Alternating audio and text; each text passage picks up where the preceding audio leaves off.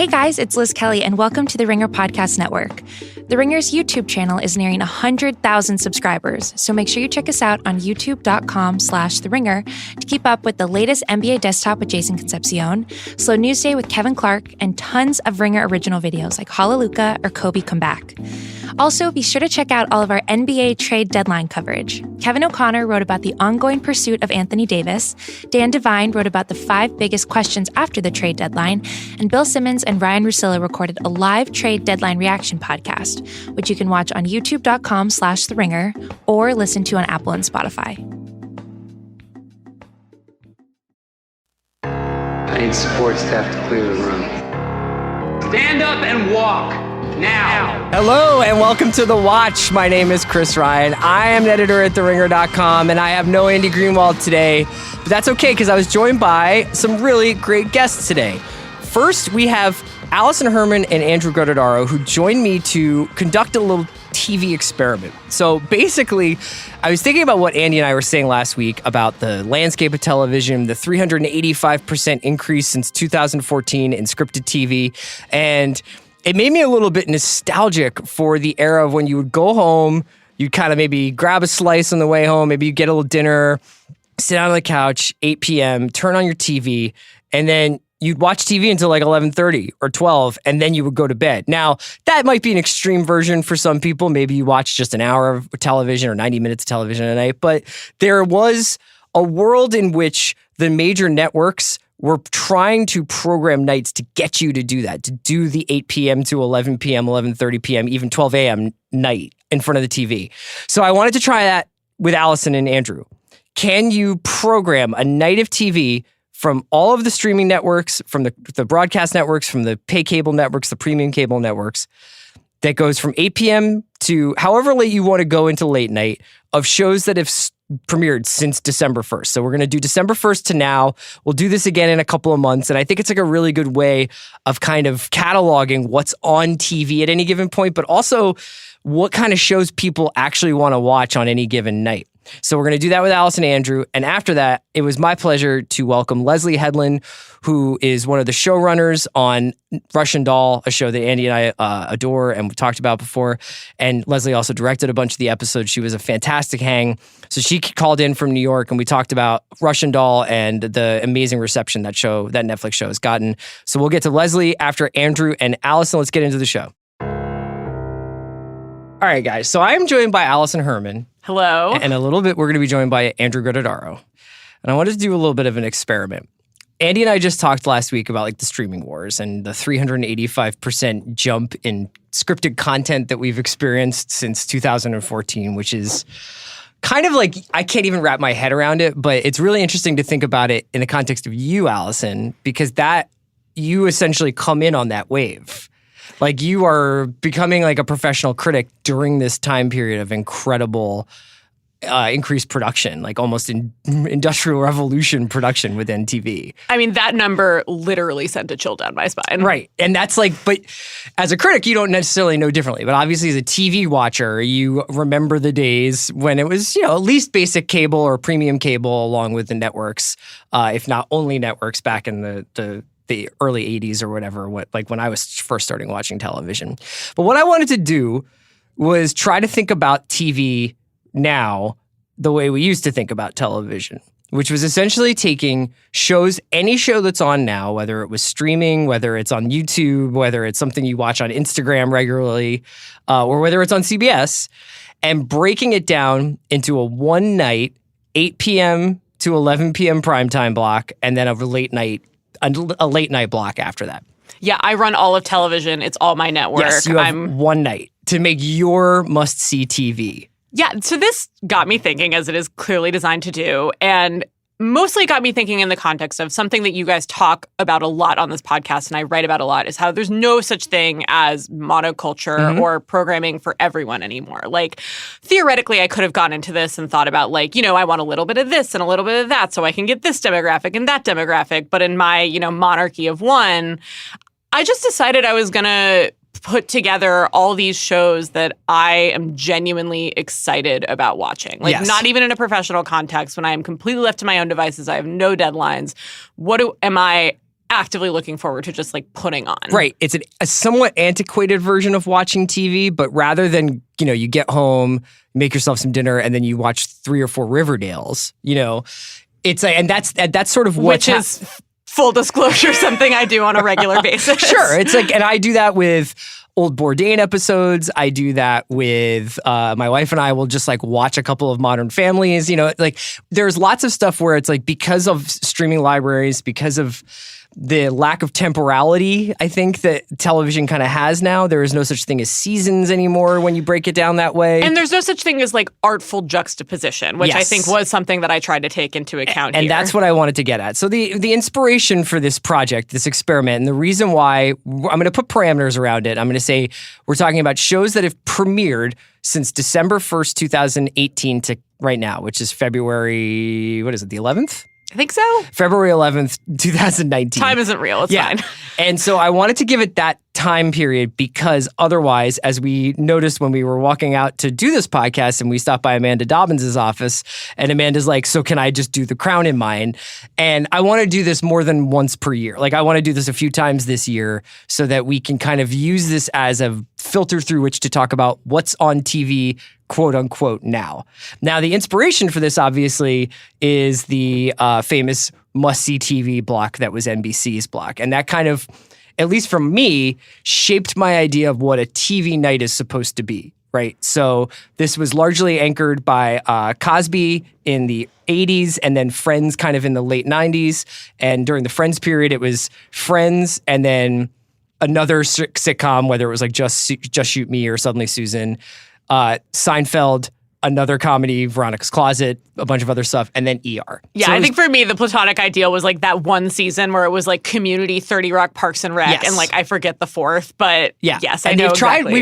They've tried doing stuff around Shonda Nights on ABC. I think there was a couple of things around TGIT. Lost. Yeah, right. Lost had a kind of pretty strong block for a while on ABC, but for the most part, outside of HBO's Sunday nights, we don't really have this. And HBO is really the closest thing we do have, where it's typically Thrones and then two other comedies. shows with 2 comedies with Thrones. And that's hella fun, like when that's happening, because you can kind of decompress from Thrones with stuff.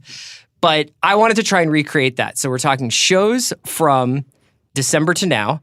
And I guess, why don't we just give me your block and then feel free to tell me why, here, where, whatever. Okay, I think I'm just going to try to walk you through it from the beginning. Right. So, I am not a person, as you know, who regularly keeps up with or watches sports. That is a void in my life. Okay. And that void has been filled by my first entry, which is like a full hour and a half of my programming block. It is the show that I think I genuinely feel the most affection and passion for. It is one of the only shows that I watch in a communal setting, which definitely contributes to that. It's RuPaul's Drag Race.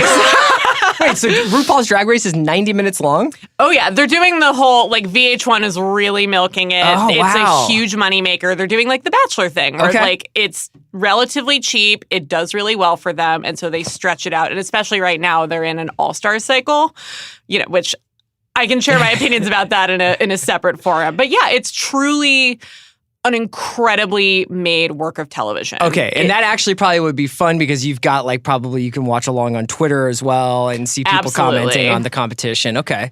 Exactly. And it is both funny and dramatic and tense, and there's an incredible amount of skill involved, and it's just it has literally been on as of this month for a decade, and they have just turned it into a machine. Okay. It is so well done at this point. So from 8 to 9:30, we've got RuPaul's Drag Race on Allison TV. Yes. So you are, in this hypothetical scenario, you are in a bar, and then at 9:31, you are teleported onto your couch. Okay.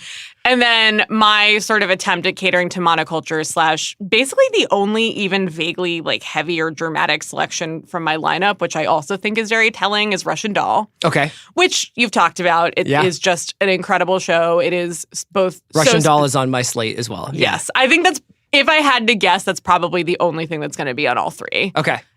And is the only thing that's really approached, not even probably, definitely because it's on Netflix. It's just the one thing so far this year that I see everyone talking about. Right.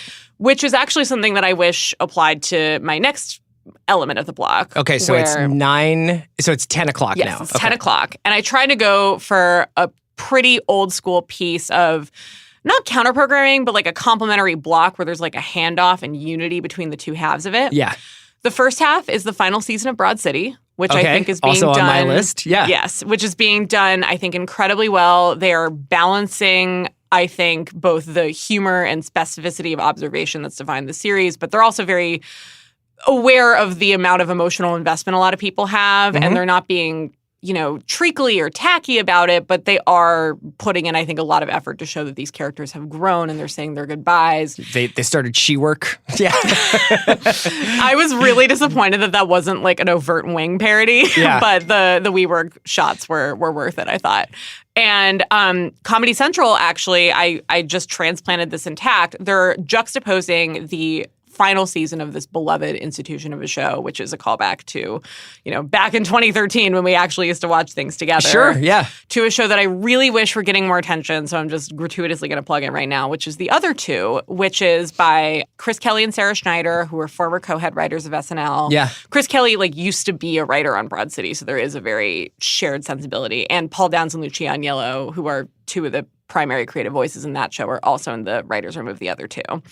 It is a show about two siblings in New York who are kind of late 20s, early 30s, and their much younger, 14-year-old brother suddenly becomes a giant Musical.ly/YouTube tween pop star. Yes. And the show, I really love it because it basically zigs where you think it's going to zag. When you think 14-year-old Musical.ly star, you're definitely picturing a monster. Sure.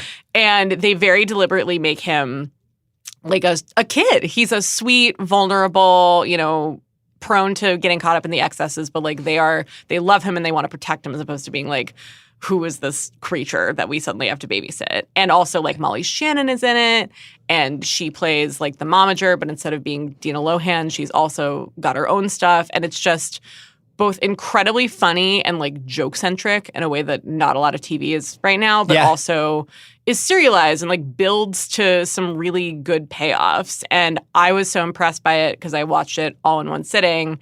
I think it's been a little ignored because it's almost hurt by how well it targets younger people. It is very literate in how people who are aware of the internet talk to each other.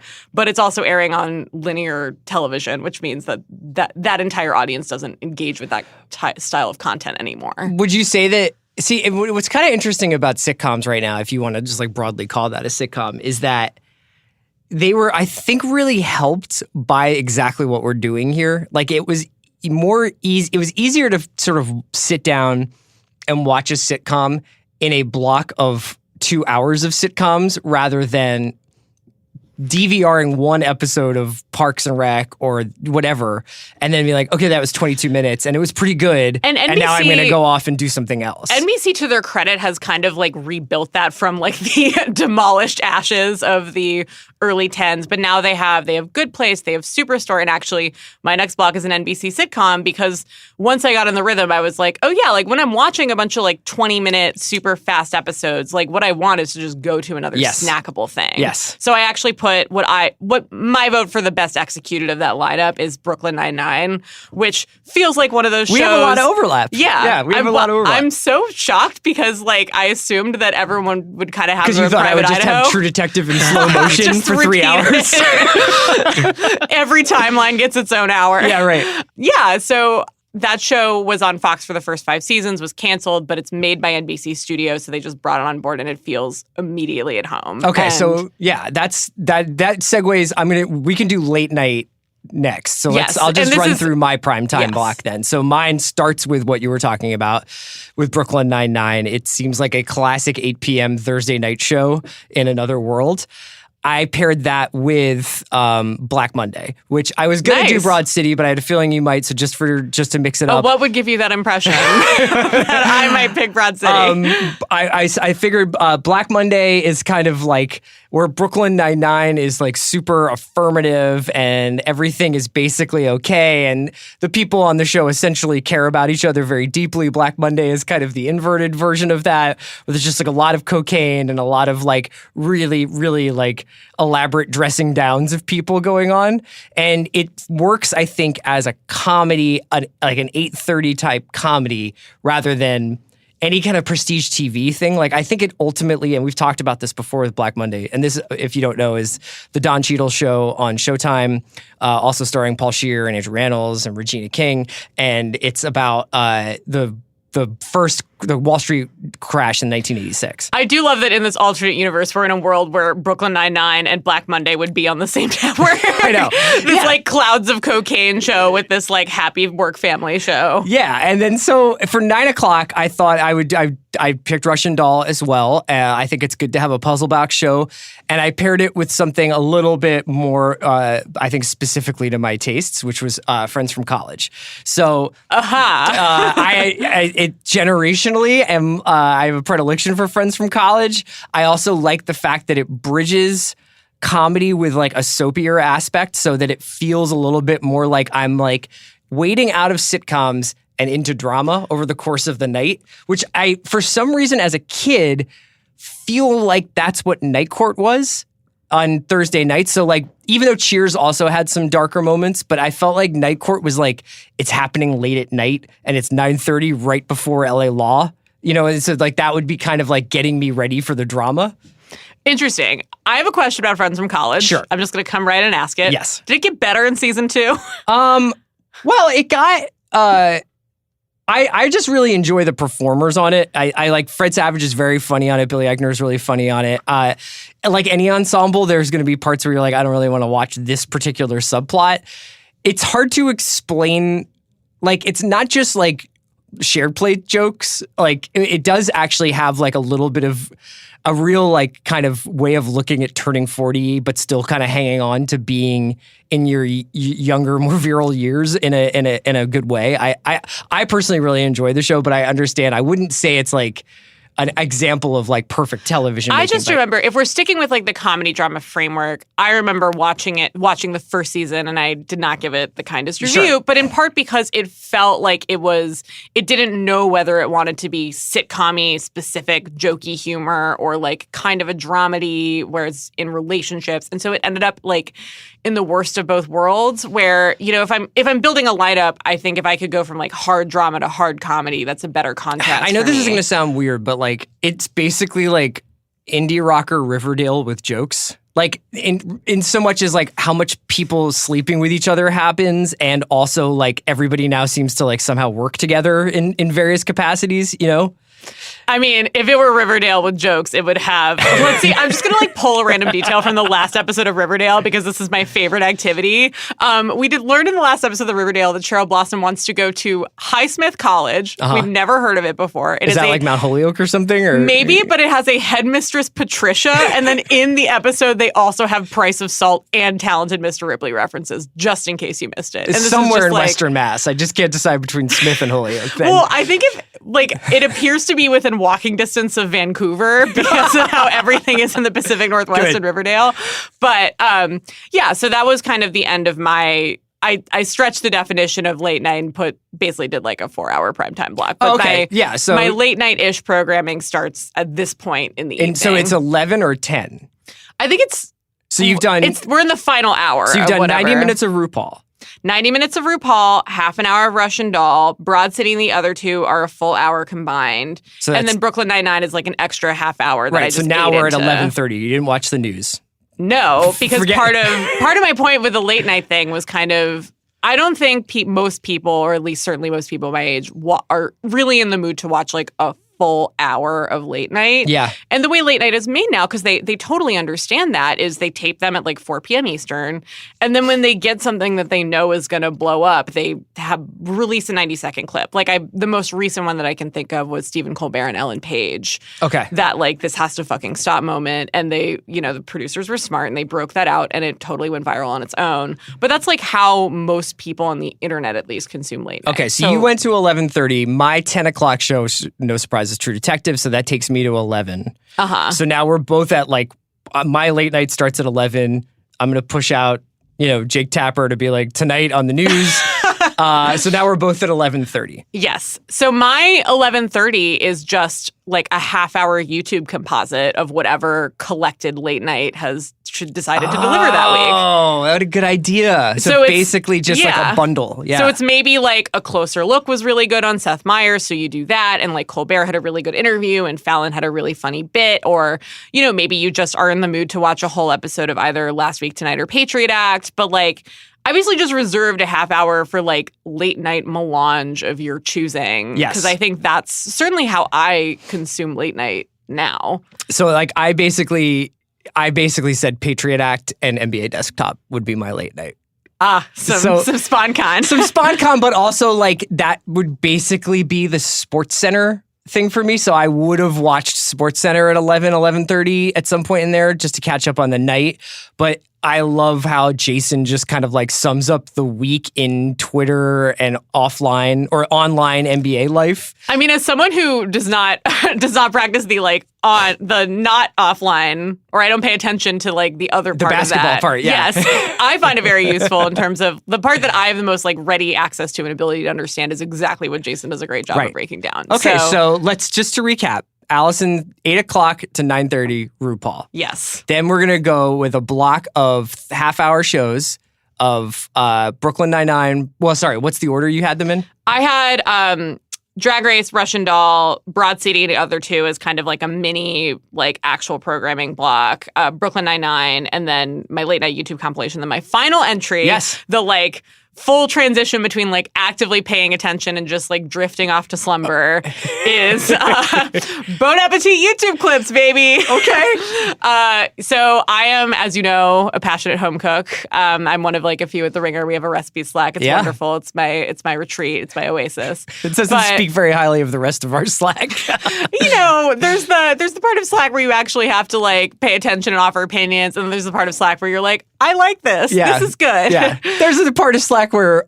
an unnamed podcast producer might come in and go, who the fuck is Casey Musgraves? Do we want to out him? I think we'll spare him. Just know that an employee of TheRinger.com, one of the foremost Casey Musgraves booster sites. Rhymes with the Schmeizemic Shmee. Yeah. Please add him, everyone. But Bon Appetit they have this like really fascinating YouTube presence where basically they've turned like their not unlike us, like they've turned their editors and writers into like on-camera personalities. Their test kitchen director, Brad Leone, has a really fun series called It's Alive. Claire Saffitz, who is now like she used to be on staff, but now she literally like just has a freelance thing for these videos, has a gourmet make series where she tries to recreate like Twizzlers or whatever snack food. They have just a bunch of test kitchen ones where it's just like a 10-minute video of someone like making a recipe. But it's the perfect, like, kind of brainless, but like really well made, really aesthetically pleasing. And like it's been so successful that they actually are spinning this off into like a proper over-the-top, like TV-ish thing. I don't fully understand how that's going to work.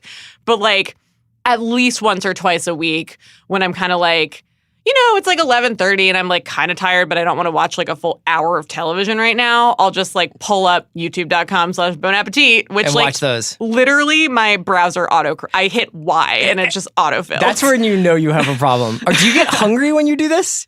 I think like at that point, like my stomach is kind of turned off for the evening. Okay. If I do it in the middle of the workday, that's a problem. Okay. So we'll put Allison's block of programming for Allison TV up on the Watch Twitter so you guys can see that. And maybe you can try it at home one night. Try putting it together one of Allison's nights. Oh my God, please. Yeah, I would be let so us know flattered. what you think. We're going to talk to Andrew Gododaro about his night of programming in just a minute. Today's episode of The Watch is brought to you by Bud Light. Did you know not all alcohol products are required to list their ingredients? This was news to me, but Bud Light is changing the game. They believe that we deserve to know our beer's ingredients, so they put an ingredients label right on their packaging. Bud Light, brewed with hops, barley, water, and rice. No corn syrup, no preservatives, no artificial flavors. Find out what ingredients are in your beer. Bud Light. So now I'm joined by Andrew Gododaro, one of our culture editors and culture writers over at The Ringer, and a multiple-time watch guest. And Andrew also participated in this building a must-see TV programming block out of the impossible to keep on top of television landscape. Andrew, thanks for joining me today. Hey, Chris, thanks for having me. So what did you think fan of this? What did you think of this project? Yeah. It's super interesting to think about, especially just coming from, this world we live in now where everything comes out all the time. Yeah. Yes. It's like 600 things a week, just to try and pare it down and also try and figure out what might flow the best, what might make the most sense. You're going to see in mine that, maybe things don't really match up, or I'm not exactly doing like comedy from NBC Thursdays. Sure. But, yeah. It's not tonally maybe like the way we're used to it. Can you even remember actually off the top of your head, like when the last time was that you watched a 3-hour block of programming? Like that you sat down and were like, I guess it's HBO Sundays, right? HBO Sundays are still pretty much the only thing that exists. I would say maybe like 2008 when NBC had like Steve Carell still on The Office. Right. They had Parks and Rec, and they had Community. Yes. Like that stretch was something where I would sit down and just watch it straight. God, was it 2008? I think it was. Oh my God. It was maybe the last time that I watched TV like that. Okay. That's so fascinating to think about. That really should like kind of send shivers down the spine of TV advertisers, honestly. Totally. Because that's like, it's so far off from, when I watch shows now, like if I'm watching like a movie on FX, I just like, I'll basically realize that the movie is on, hit record, and then come back to it 30 minutes later so that I can skip commercials in real time. But it's such like a daunting experience now to imagine yourself like kind of leaving yourself up to the gods of TV instead of having complete control. Yeah, we've just become more adept TV viewers at this point. Yeah. All right. Well, let's start. It's 8 p.m. It's Andrew TV. Yes. What are we watching? So we're starting off with Drunk History. Okay. Comedy Central. It's just like, it's still so good. I think they're in season 5 now. Okay. But the premise is still the same. It's still comedians getting wasted, talking about something that happened, in history, and doing an okay job, but while very famous people, lip sync their stories. It's still really funny. It's just an easy watch. Yeah, it's a nice post-dinner watch. Yeah, and I'm not like, definitely do your Wikipedia after you watch the show. Like, don't go retell these stories, but like at the same time, it does teach you a little something. Okay, so 8 p.m. we got Drunk History. What's on at 8:30? 8:30 is Russian Doll. Nice. This is the half hour. For me. So Russian Doll made you, me, and Allison's programming block. It's just, I will say I came into the show a little salty, just because this was the show where pretty much every TV critic who got screeners of it at the end of 2018 basically was like, this is the best show of 2019. So I like was going into it with this, like, I don't know, I was just doubting it a little bit, but man, it is good. A little skeptical. So you were skeptical at first, but it really does pay off. Yeah. I would say within the first 2 episodes, I was like, all right, I'm in. It's just a really well-written show. I wonder how that would have played. I wonder how Russian Doll would play week to week. Because it's like those 30-minute dramas, like, which is, I think essentially, even though there's lots of funny stuff in Russian Doll, it's essentially still a drama. It would be weird to get like a 30-minute show and then be like, now I have to wait 6 days or whatever to get, I have to wait a week to get like my answer to the question. I guess, it's like, it's the same thing with like Lost, Yeah. It's like you have so much time to really fold over on this. Yeah. But yeah, it's just, the the plot is super tight and the characters are really good. Like Maxine, even though you spend probably like all of 5 minutes with her throughout the whole show, it's just like a great character. Sweet birthday baby. Sweet birthday baby. It's just so good. Yeah. Great 30-minute show. It's 9 p.m. So 9 p.m. I'm going True Detective. Nice. That was on my list too. Yeah. Super strong. This season has sort of been a return to form for Nick Piz. I'm all the way in on the story. Mahershala and Steven Dorff are both just going hard in the paint. Yes. Same with Scoot. I mean, it's Scoot incredible. really went for it last night. The Scoot man. Emmy reel. Yeah. I heard Jason Concepcion yelling on the podcast. Yeah. Oh my God. But great show. So it's interesting. You and I are obviously pretty attuned to this. A, because I'm obsessed with True Detective, and B, because we work on a website that covers so much pop culture. True Detective is just like weirdly run the gauntlet in this season of going up against like huge draws away from it in terms of programming. So they came out, put 2 episodes up immediately. Cool. I understand trying to get people into the story, after a down season 2. Got it. Then they went up against the Super Bowl. Yeah. They went up against the Grammys, and now their finale will go up against the Oscars. Yeah. So real bold move. Kind of an amazing, I saw Casey Bloys was at TCA's last week, and he was saying, a fair amount of people are watching this. This is creatively and commercially done exactly what we wanted it to do.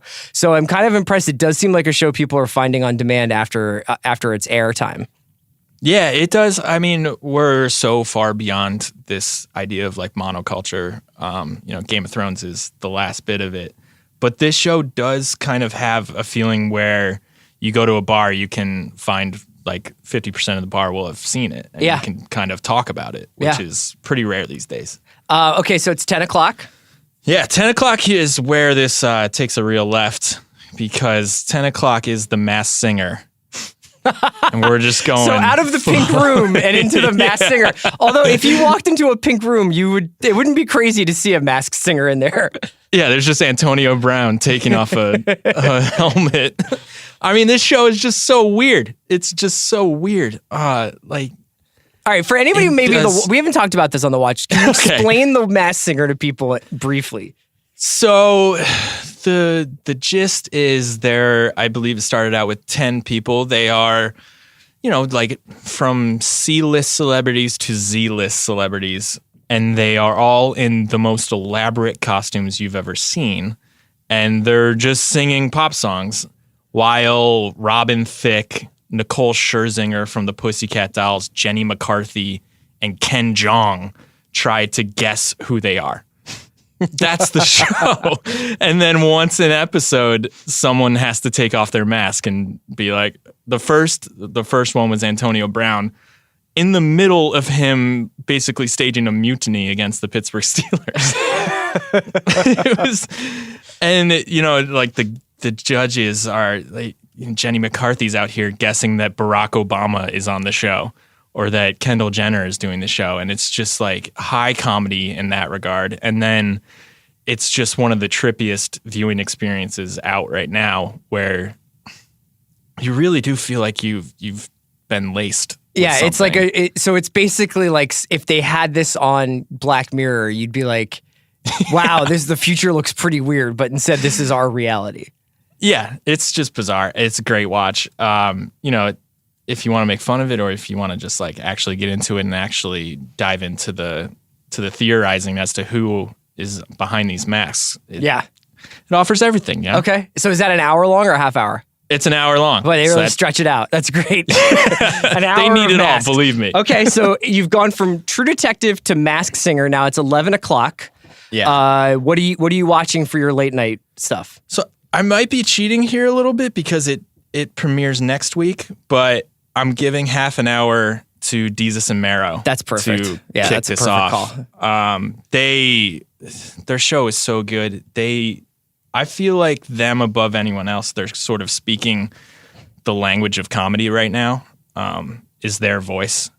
Just comedy is so based on internet speak these days, and they are that, and they kind of are the leaders in that genre. And they're just so damn funny. Yeah, it's basically like pop culture, pardon the interruption, spoken in the voice of like hip hop and online. So it's just like kind of the perfect show for right now. I really hope that the Showtime version of it like catches on in a big way. Yeah, and it's, they don't seem to be deviating from what they're good at. So that I'm going to give a half hour to that. With my late night, I kind of am just picking out segments of late night shows. Yeah, that's what Allison said. She'd like to bundle together the viral clips from that night's late night. So we've got 11 to 11:30 is Desus and Mero time. 11:30, I'm going to give a half hour to the Graham Norton show. Awesome. Great shout. Great call. That couch is just the best couch in late night. Yeah. I don't know who's responsible for it, but the people that they put together is just astounding. Like they have Lady Gaga and Bradley Cooper paired up with the woman who's playing Doctor Who. Yeah. And it's like, this doesn't make sense. And then they know it doesn't make sense. And they kind of just subject everyone to each other and sort of just let it happen. So if you guys have not seen the Graham Norton show, you can find it really easily on YouTube. And my favorite segment, at least recently from this, has been, I think it was like in 2016 when Nice Guys came out. And it was Ryan Gosling, Russell Crowe together. Then Jodie Foster was also there. And this comedian named Greg Davies, who I think used to be like a school teacher in England, and then like basically did like a TV show based on his experiences as a school teacher. And he tells this absolutely bonkers story about being hungover at school. I don't want to ruin it, but it's like one of those things that like, you know, the celebrities just like us, like you can tell so much from First of all, Jodie Foster seems like a great hang. She cracks up with the story. But Gosling is crying. Like it's like the funniest story Gosling has ever heard. And you got to watch this clip. Yeah, the show produces so many moments like that where it's like, it actually seems like they're having a good time. And it actually seems like they're, coming out of their shells a little bit. So that's going to be my celebrity segment of late night TV. At midnight, so I have 30 minutes left, right? So at midnight, I'm giving 15 minutes to John Mulaney and Pete Davidson to just review movies. Wow, you're genius. Because of their mule thing? Yes. I just need that. Yes. Like, give me more of that. Like, talk about, you can do movies that came out this week, or you can do Oscar movies, like whatever. Just do jokes about movies. That's perfect. That's all I want. Okay. And then the last 15 minutes, I'm just going to give to Julio Torres from SNL. Okay. So just to do what? To do anything? He can, if he wants to do stand-up one time, he can do stand-up. But yeah, just here's a production budget. Like, go make some weird skits. Amazing. And it's just a 15-minute short story. Andrew, I think you should be in charge of late night television. Sign me up. Yeah, I love that list. So Andrew and Allison and my programming blocks are going to be up. We can send them out via the Watch Twitter feed. I'll also post that Graham Norton, Ryan Gosling clip because you got to see it. And the John Mulaney, Pete Davidson reviewing the mule thing because you got to see that. So that's a really, really, really good programming block. I don't know why aren't we in charge of TV, man? I don't know. Like, please. Okay, we'll bring America back to their couches. Andrew, thank you for joining us. Talk to you soon, man. Thanks, Chris. Okay, thank you to Allison Herman and Andrew Grodadaro. You can see all three of our programming blocks. We'll put that up on the Watch Twitter feed. That's at the Watch Pod on Twitter. We're going to get into my interview with Leslye Headland from Russian Doll. But first, a word from our sponsors. Today's episode of The Watch is brought to you by To Kill a Mockingbird. Academy Award-winning screenwriter and playwright Aaron Sorkin was recently on the Bill Simmons podcast discussing his long career and great movies and shows, including The West Wing, Newsroom, and The Social Network. He has a new play on Broadway, though. It's an adaptation of Harper Lee's Pulitzer Prize-winning To Kill a Mockingbird, which was recently voted America's best-loved novel of all time.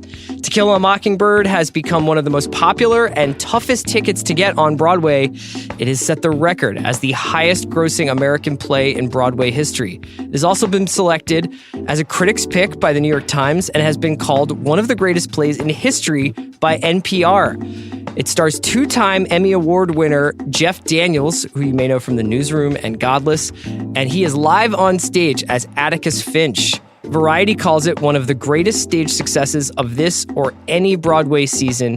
It has not played to a single empty seat. And while To Kill a Mockingbird is sold out for the next several months, tickets would make a fantastic Valentine's Day gift when purchased for available performances this coming summer or fall.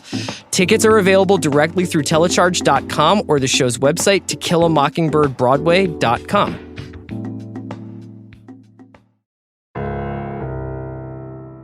So, Leslye, the first thing I wanted to ask you about is, I have so many questions about like both the making of this show, and then one of the greatest things about Russian Doll is the amazingly passionate conversation that has come out of the show. And like, I feel like everybody I talk to has a completely different read on it. What's been the experience of people coming up to you, or people calling you, or people writing you and saying, great show, here's my take on it. And it seems like there's so many wildly divergent readings of it. Yeah, no, it's, first of all, I want to say this is like a dream come true for me. Like, as somebody that loves, name a show, like Lost, Twin Peaks, The Twilight Zone, Black Mirror. Like, this is like my dream. When we initially pitched it to Netflix, I remember Natasha described it as an existential adventure show, and I would describe it as an emotional puzzle box show.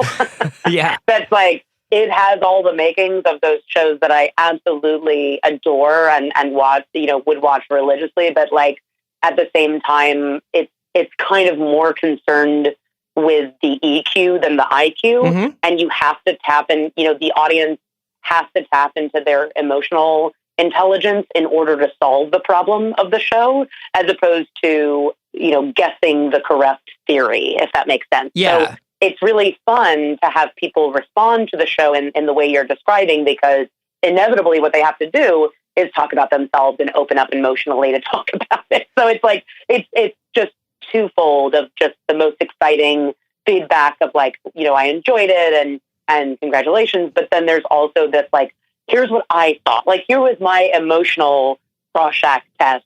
Like, this was my result.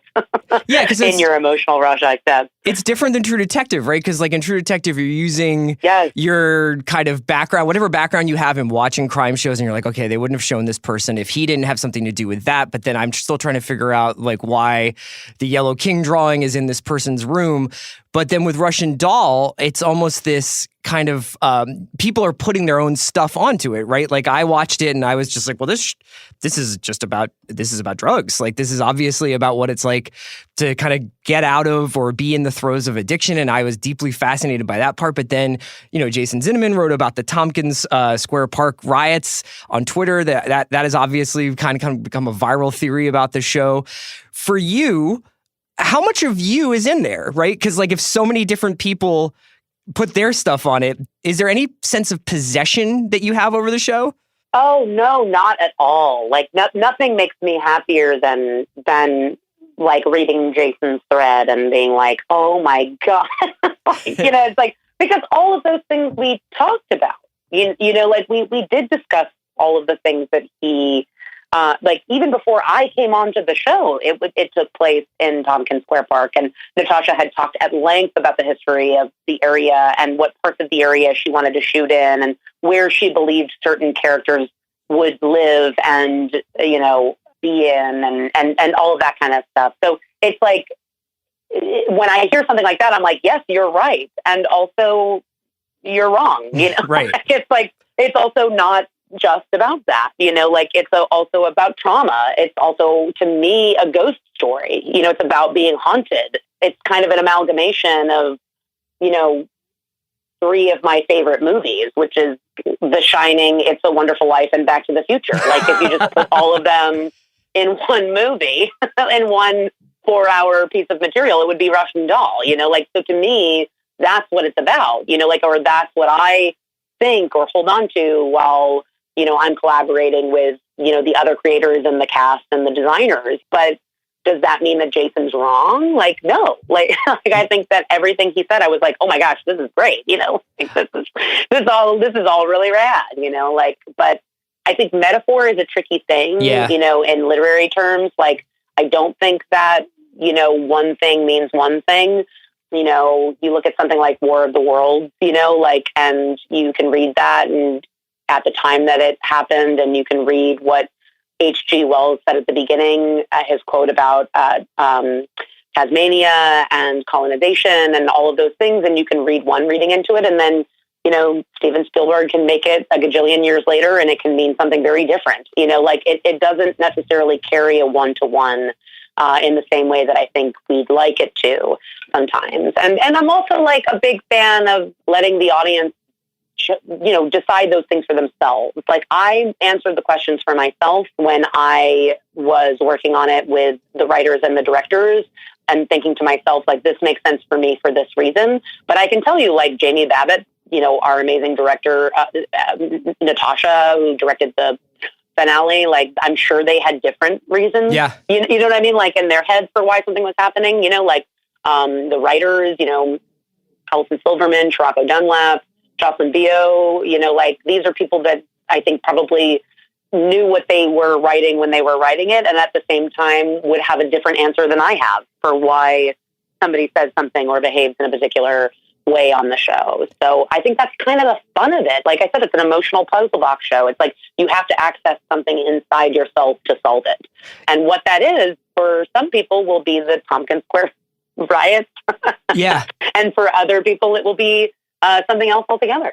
And there's one thing I think everybody could agree on is that this show couldn't be set anywhere else but New York. You know what I mean? Like, yes, I mean, it could be, you could try, but one of the things that it was really fascinating is, this show came out, I guess, 2 weeks ago now at this point. I can't remember. Is it? No, I think it's only a week. Right. I know. It feels like it's been out for a month. But yeah, I think it is only a week. Yeah, and then I also saw High Flying Bird this week, which is also on Netflix and came out on Friday. This interview will go up on Monday. And I thought that they actually went together very well because they both were basically the first truly like post 2008 New York things that I had seen that I really connected with, that kind of, but they kind of like got at what happened in that city after the crash and after kind of, you have this changing of the guard in New York City and you still have these little pockets that are being ardently defended, but then there's it. And I thought that was so fascinating that you guys were able to get at that.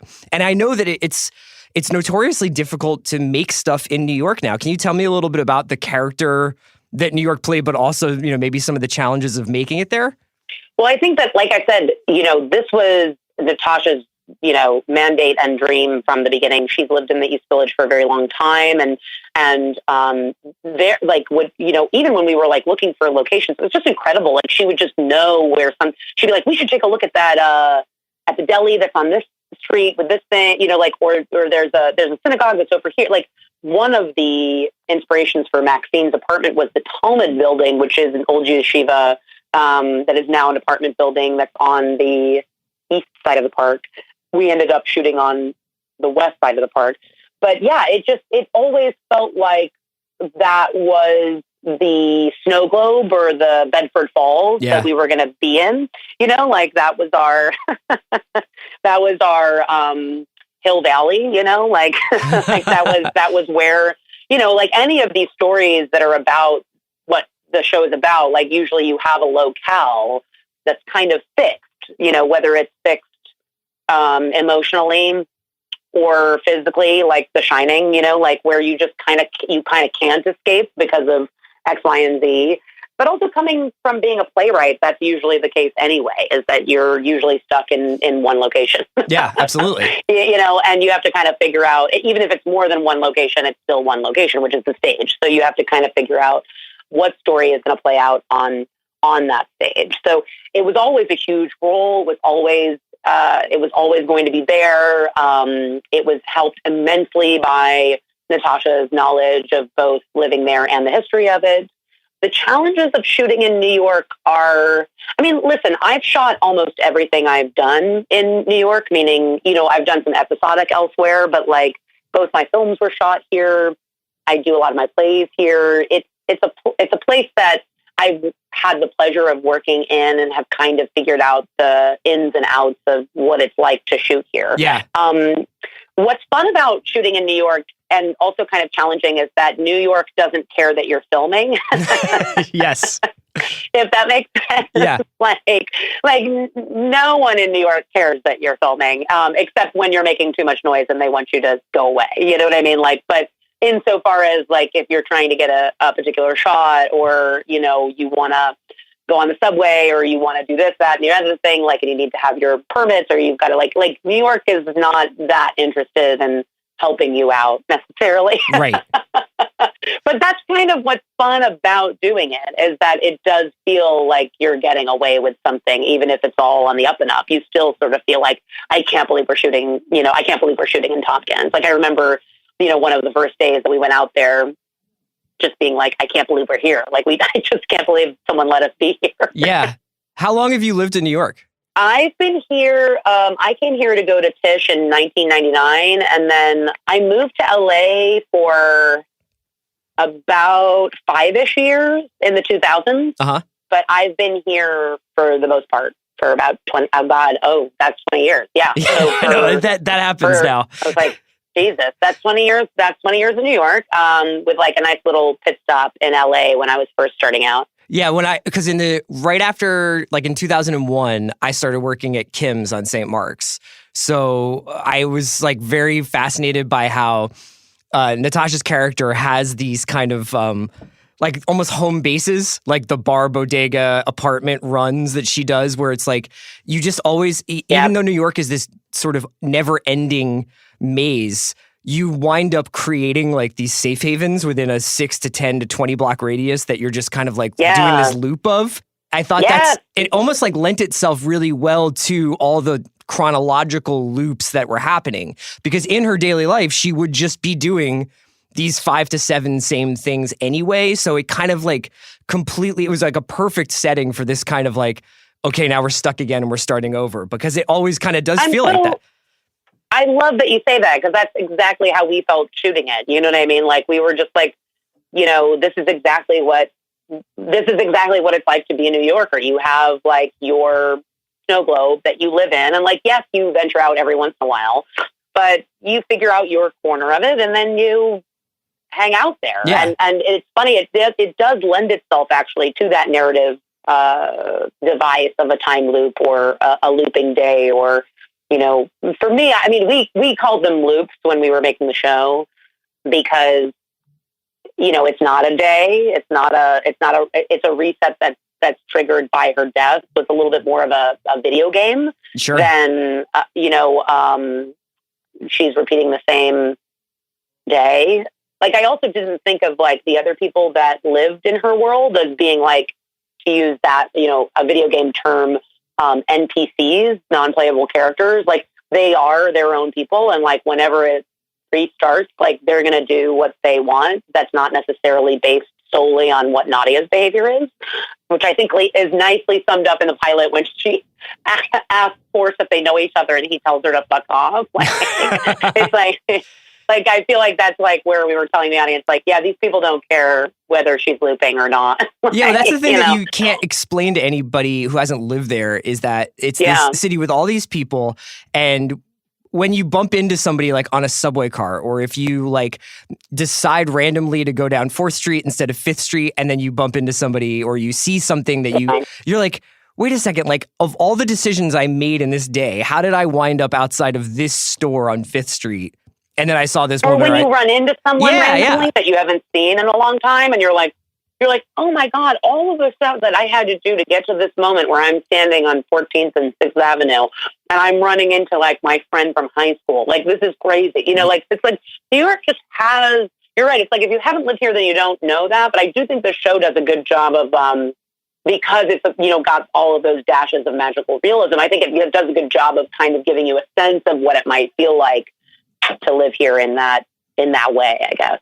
Absolutely. Now, I read an interview that you did in Gothmist, I believe, and you were talking a little bit about the assembly of the writing style that you guys employed here, that you were thinking of this season almost the way people might assemble an album, like a musical album. Oh, yeah. I imagine that it must be What was it like to basically have that feeling and want to have that kind of vibe, for a show, while also obviously having a lot of rules and chronologies and a lot of I'm sure geography of okay, well, if this person's here in this thing, then they have to be here in this thing. Oh, yeah. And cork boards, Oh, yeah. You were probably going full Carrie Matheson at certain points. Yes. Oh, yeah. How do you balance the both sides of your brain there? What's that meme from It's Always Sunny? Oh, it's where when he's Charlie Day is he's trying to figure out there's a mail room and it's this guy is getting mail, but he doesn't actually work there. And so he just decides to stop delivering mail and he's chain smoking. It's really funny. Yeah, that's it. That's how I felt. And I think everyone that worked on the show probably felt like that every day. Every day we were just wait a minute. So, okay, it's not, it's everything from, you're absolutely right. We had a whole wall as we were moving into prep. We had a whole wall that was a chart that was each loop, if you can imagine a horizontal, vertical, vertically it was this is what loop Nadia is on. Right. This is loop A, this is loop B, this is loop C. A, she gets hit by a car. B, she falls into the East River. C, she falls down one of those hatches. And then horizontally, it would be the time of day. So it would be Sunday night into Monday morning. I think she might make it to Monday night. I think might be the furthest she gets. Yeah. So it was just this big table of that's what's happening there. So each loop had a name. So in the script, it would say which loop we were on, in addition to what time of day it was, or it's just insane, and then you started going into our production designer, Michael Bricker, created an image, I don't know what you would call it, but a diagram that was essentially kind of a Russian doll, where the party was the middle. And then as the further away you got from the party, the colors that we would be using and utilizing would change. And so that's, so the party was the center of it. And then as you moved out to different locations, they kind of meant different things. And the further away you got from the nucleus, the more, I guess, darker and more natural things became. Holy shit. I'd have to look at it again, but it's so we had that, I remember having what was called a loop meeting. During prep, we had a loop meeting with Natasha and all of the designers and all the department heads. And we went through what happened in each, okay, this is when pets disappear. This is when, things start rotting. This is when this stuff happens. This is when people start disappearing. It was all planned, it was all, a very intense experiment of, with all these limitations, can you still make great emotional art? Yeah. And the answer was yes, which I'm shocked by. To be honest, I was, definitely a part of me, while we were making this, where I was this is just crazy. This is just insane. Right. I really hope it works. I understand it. I'm not sure anyone else is going to. My collaborators understand. Natasha's totally on board. Netflix is on board. But I just was I have no idea whether or not an audience is going to notice and or care about all of this thought and planning that we put into this. And so that response is overwhelming, to see people noticing all of these certain things. There was I remember one day when Allison Silverman, one of the very talented writers on the show, pitched that the three guys in the deli that ask her for directions, should show up in other places and be other characters. And so we hired three guys, I think, that were all on the same UCB team to play these trio of guys who keep popping up. Right. Yeah. It's just and just thinking that is such a brilliant idea. I don't know how we're going to do that. And then we figured out how to do it. And and now there's like a whole thread on Reddit about it. It's just awesome. It's so cool. Before I let you go, I just wanted to ask you, we try to ask people pretty regularly when they come on the watch, what are they watching right now? So I would just be curious to know, like, now you're out of the Russian Doll kind of production cycle. What are you doing to like kind of decompress? Like, what are you doing to distract yourself from Reddit? Like, what are you watching right now? Well, I usually decompress when something comes out. I usually like to rewatch something I really love because it is really stressful, even when the reception is really great. So I'm rewatching Venture Brothers right now, which Nice. I do probably like once a year. I also find YouTube film critic essays to be really soothing, like Mikey Newman, Movies with Mikey, Folding Ideas, Lindsay Ellis. So I watch their stuff. I kind of rewatch them if I've seen them already. I like to rewatch stuff when I'm stressed out. Yeah, like, because you can turn like the one part of your brain off that sort of like Yes. needs to know what That has happens to- next. Yeah. Yeah, and I get to like notice new things that maybe I didn't notice before, and like, especially with something like Venture Brothers, like, there are jokes still that make me laugh out loud that I've forgotten happened. Like that's a show that continually reinvented itself so often that it's just super fun, and that's what I'm doing right now. I feel like I should tell you something cooler. No, like not at there's all. something cool. I don't to know if check there's out, such a but thing that's- as like cool TV anymore because there's 400 shows on.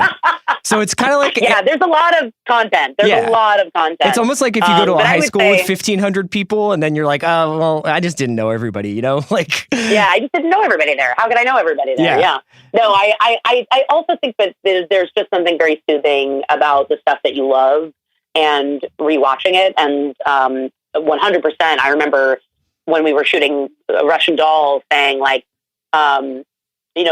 Natasha is so detail oriented, and I would always joke like, oh, gosh, Natasha, only the people that watch it like 2 or 3 times are going to notice that, and she's like, yeah, but put it in there anyway, like blah, blah, blah. And now I'm like, thank God we did that. Oh yeah, no, I think that's actually. I wonder if that's almost like a new responsibility for people running shows now, because basically, Yes. it's the first pass people do on shows seems to be, I'm trying to crack it. I'm trying to figure out like what what Easter eggs are there and what threads they're leading me down. And now and then they go back and kind of get the emotional beats. It's kind of fascinating to watch how people kind of get into stuff now. Yeah. No, it's so true. It's so true. And it does make me feel like, I always thought that about my films for sure. Uh-huh. The films I love are the ones that you can watch over and over again. The 3 that I mentioned are all movies you can watch just as enjoyable the second or third or fourth time around as they are the first time you watch it. So, I feel that way about the stuff that I love. And I'm glad that I was a part of something that people feel that way about now. Yeah, I think people will be rewatching Russian Doll for a variety of reasons for a long time. Leslye, thank you so much for coming on. Thank you. Hope to have you on again, and take care. Yeah, thank you so much. And I'll talk to you guys soon. Thanks for having me on.